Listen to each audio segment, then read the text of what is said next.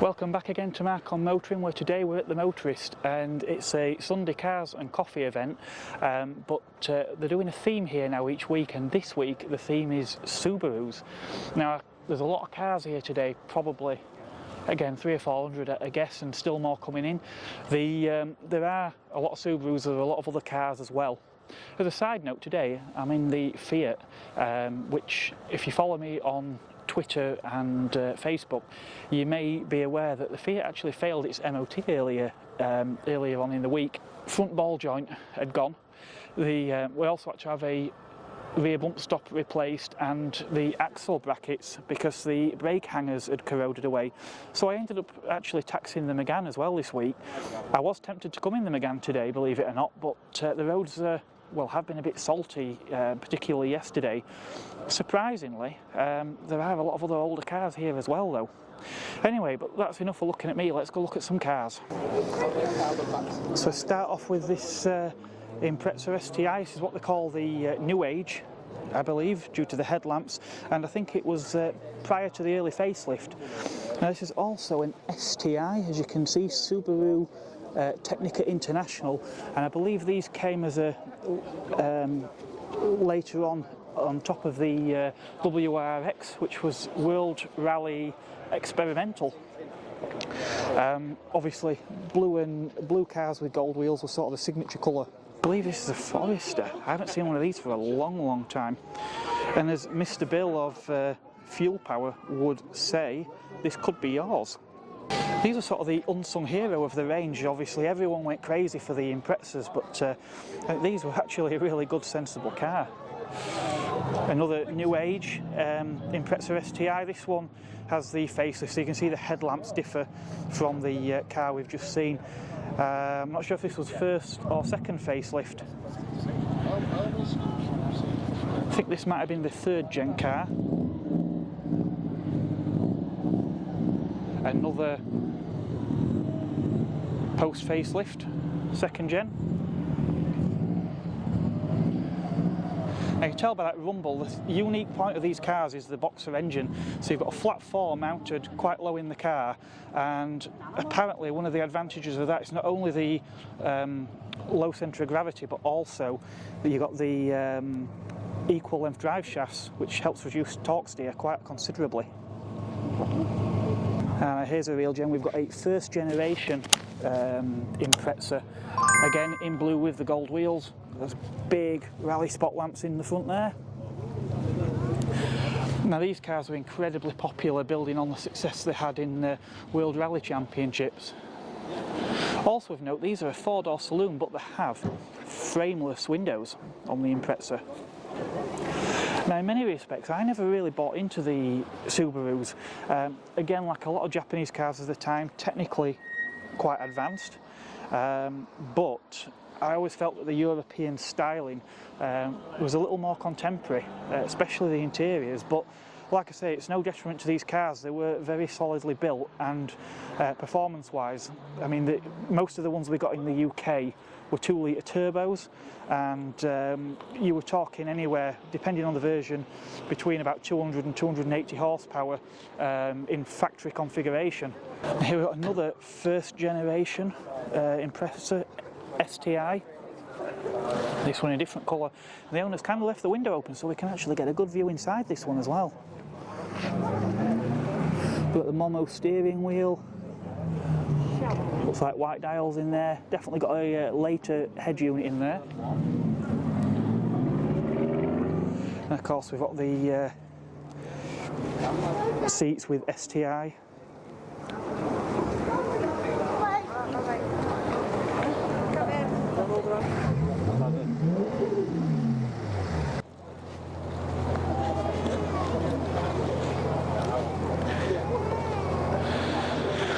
So a much later generation car here. By this point we've gone to the hatchback as well here. But maybe they were inspired by the old Lancia Deltas.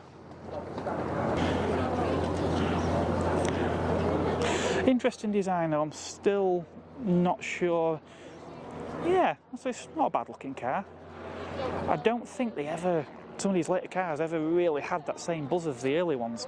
I mean, yeah, they were still popular, but You've got to think back in the 90s when Subaru and Mitsubishi were locked in Mortal Kombat on the World Rally stage. So back then these cars were incredibly popular, did very well in rallying, and as a result everybody wanted one.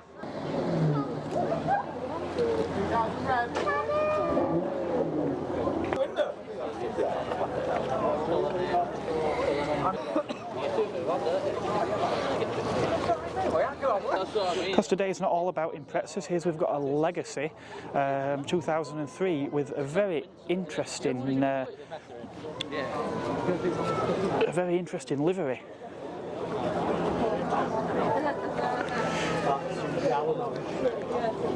Not always a fan of heavily modified cars, but under the circumstances I fully approve of this.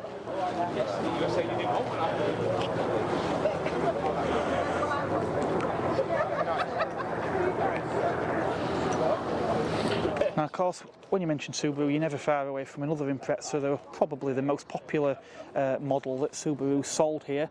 Here we've got a bodied facelift. Notice here we've got the ProDrive sticker. Now, ProDrive, I believe, were quite heavily involved with regard to Imprezas.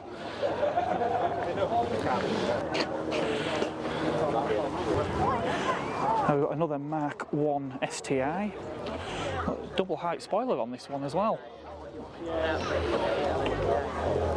And the rally inspired roof vent as well. This sort of thing you just didn't get on mass produced road cars. But here we are.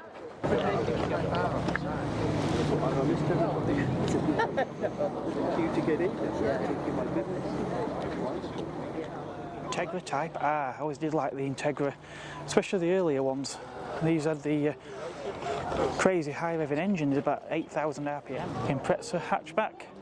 A couple of Legacies now. I did like the Legacy. These are both estate ones. I thought the interior was far better in these cars as well. Yeah, looked a lot more contemporary and better quality, I thought, than the Imprezas. Of course, there would have probably been a more expensive car as well. Also, I believe these were available with a Boxer 6 engine. More Imprezas.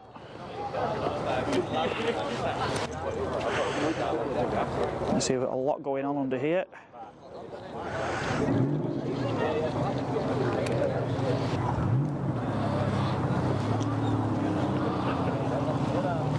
'96-97 Subaru Legacy Saloon. Be careful, it's quite slippy here on the grass, and it's not that it'll bother a lot of these Subarus, as the majority are probably four-wheel drive or all-wheel drive. In fact, we've got two of them here. Same year of registration as well. Japanese style rear plates on there. So yeah, not every Subaru sold in the UK was an Impreza, just, well, seemingly probably about 90% of them. There's the second of the two Lexuses. Of course, as always, we've got a variety, plenty of German cars and other brands here as well today. Oh, the silence of electric. Oh, Megane, Renault Sport with yellow fogs.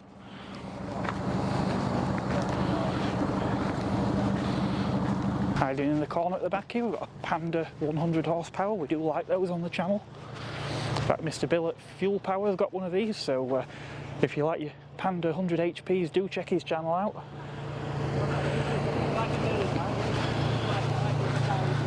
Always worth coming up to the back just to see what's hiding in the corner.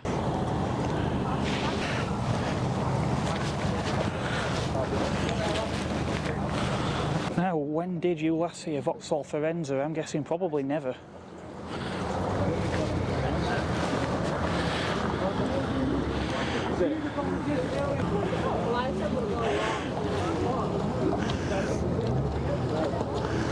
I'm not sure. I believe there may have even been a Forenza with the droop nose. I just thought these reminded me somewhat of the MFP from Mad Max. Presumably a lot smaller and with a much smaller engine, but nonetheless.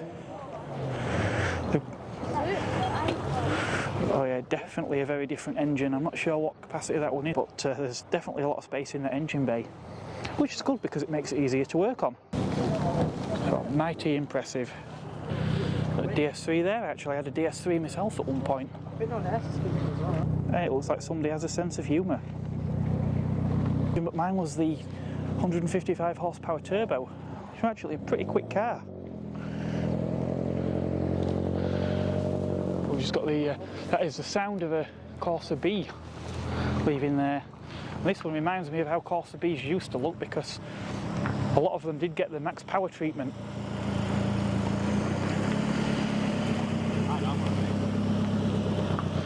That was a CDX, so that would have been probably more towards the luxury end. An Audi in this rather interesting colour, which I actually quite like. It's probably looks more grey on camera. It's actually sort of a mist green. I'm not always sure about these sort of pastel colours, but that actually looks really, really good. Next up, we've got a very bright BMW M4, Mini Cooper S, and a Mark III Astra. And just so you know, all sort of Mark II, Mark III Astras tended to suffer around the wheel arches. I think Novas as well, it's just one of those things. Not exclusive to Vauxhalls, a lot of other cars of that era did too, but these were particularly known for it. And you could see the evolution from the Mark II, that sort of cut off rear wheel arch there and that slash that runs along the side. This is in fairly mid-spec, I believe, LS trim. I didn't realise how nice it was. Things like colour-coded bumpers, fog lamps, alloy wheels would have been quite a big deal back in the 90s. So this being a P, it's the same year of registration as my Megane, which would mean it was registered between August of 96 and August of 1997. And although these were a fairly mediocre car of the time, I actually do quite like seeing stuff like that here now. And the car that superseded it. BMWs, one with a very interesting camo wrap. Some interesting engine work done there. GTR, a very, very low Audi.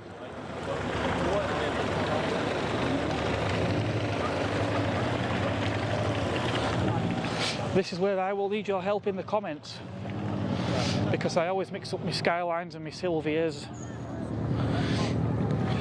200 SXs. It's quite nice, I quite like this colour as well. It's sort of a dark blue. I think they did a purple as well. Ah yeah, there we go, it's a 200 SX. I actually quite like this one. It's a bit more curvy, and I don't think those wheels are standard though. But on the standard wheels, I would quite like that. Mark 1 MX-5, I always love one of those with the pop-up lights. Got the number plate stuck on the front on that one. And the steering wheel on top of the dash. Looks like we've got a removable steering wheel. Ah, and this is actually a hardtop. It looked like the convertible roof, but see the fixed glass. And then we've got a hardtop which looks like it's got a matte black, possibly a vinyl finish. Interesting. Focus ST with some rather interesting detailing under the bonnet. Oh yes, look, we've got our superheroes on there. Nicely done. Stark Industries. Definitely got a bit of an Iron Man theme going. Something we've definitely got to have a good look at is this Nissan Skyline, but it's not like a Skyline we normally see, because this one is a four-door saloon with a rear wiper.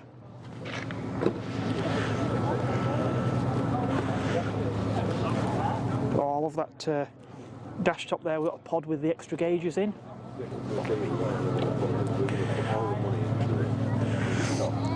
And the heart of it, we've got this power plant under here. You never see four-door variants of these cars here in the UK, so it's really interesting to see that one. Now, one car I saw arrive earlier, shortly after me, was this Ford Puma. I really like Ford Pumas. I may not be generally a Ford man. We have had a Ford car a Mark 1. But yeah, the Puma, I remember these came out just after the Megane. So on a 51 plate would make this probably a fairly late one. The Pumas were known for rotting out at the back end quite badly. Inside you've got a fairly standard Fiesta dash. This one's actually got a leather interior, which may not be showing up on camera. Oh, and we might have to check that out. projectpuma.com. We might have to have a look at that. This one actually looks quite good on the rear arches. I know the car used to go around the fuel filler, and they used to rot out something terrible as well. Now the Puma, being based on the Fiesta, was a platform size down on the Megane, so the Tigra was probably a closer rival, but the Tigra didn't have the handling that these did. Of course, the 1.7 engine was the pick of the bunch with these, that was sent off to Yamaha for tuning. Another interesting car here, we've got a Delta Integrale, looks possibly an Evo 2. They're worth a serious amount of money these days. There's a lot still coming and going, it's still fairly busy, although we have got a few gaps appearing now. But still plenty to see. Honda Civic, a Saab, is that a 9.5? Saab, one of the interesting marques that are sadly no longer with us. Ah yes, and I've been talking to the gentleman who has this car, who I met at Hubs at Social here last year, who at the time had a Citroen BX. Seems he's also got a Subaru, and there's a picture there showing the current condition of that car. And he's got a little model Subaru on top as well, so even though he's in a Saab today, he's still paying tribute to his Subaru, which will hopefully be back on the road at some point very soon. Got a Focus next to a couple of very bright Audis. I do like this purple, I'm not sure if that was a factory colour or not, but I like it. Of course, there's always an Abarth 595 of some sort at these events these days. I think that might be a Turismo.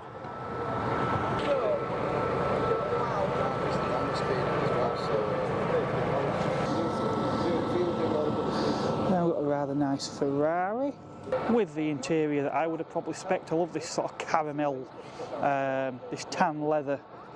Really suits the car. I'll probably get this wrong, but we've got the BMW E36 3 Series, I believe these were, coupe version. Be interesting to see if these appreciate in the same way as the E30 has. The E30 being like this one here. Oh look, we've got an E30 with headlamp wipers. Now, as I mentioned before, in addition to the cafe at the Motorist, we've also got this snack van outdoors as well. And with how busy it often gets, I think they're going to need it. And we seem to have a little Skoda meet going on here as well. Got a Fabia, Octavia VRS hatchback here. It's a bit earlier than the one I had. This one being very similar to the one I had, an Estate Mark III pre-facelift. Very nearly ordered that blue myself, but I ended up going for silver. Got one in white. Mark II Fabia Estate. And a little older, but from the same group, if you like, VW Bora. Oh, that looks like that's been hydro-dipped. Really nice work, all the skulls on there.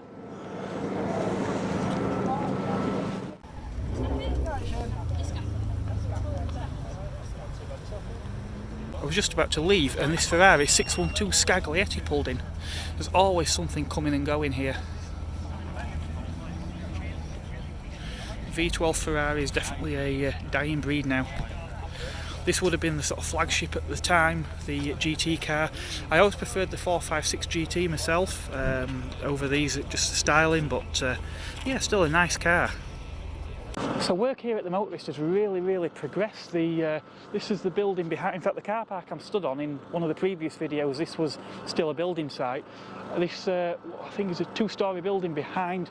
Is going to house a lot of new facilities here at Motorist, and they're really cracking on with that. So every time you come, it looks different. I think we'll be seeing this open probably within the next few months, so it's going to be really exciting to see that. I've also come in the new entrance today at this end of the building, so we've still got the old gate as well. So yeah, that's really coming along nicely. We're definitely going to be back here again for a few more events that are up and coming. As probably mentioned already, I've booked the Hubnut Social in March, I believe that is. There's the French car event here in April, and a couple of weeks later the newly added Furious Driving Social as well. So if you like the stuff you see on my channel, I'd recommend some of those events. Have a look on the Motorist website for more details about those. They are ticketed events at £5 per car. Obviously the Sunday events are still free, the cars and coffee, and they've got a theme on those every week as well, so check out their Facebook page, and if you click on cars and coffee, and then there's a list and it tells you the dates for all the events throughout the year right to the end. So from me, that is all for today. Thank you very much for watching. Don't forget to check out my Twitter and Facebook as well, because I do often post things to there, such as I think I posted earlier in the week about the Fiat. There's some Megane content coming up. I've been doing a bit of servicing work on the Megane, so look out for that as well. And from me, until next time, it's goodbye for now.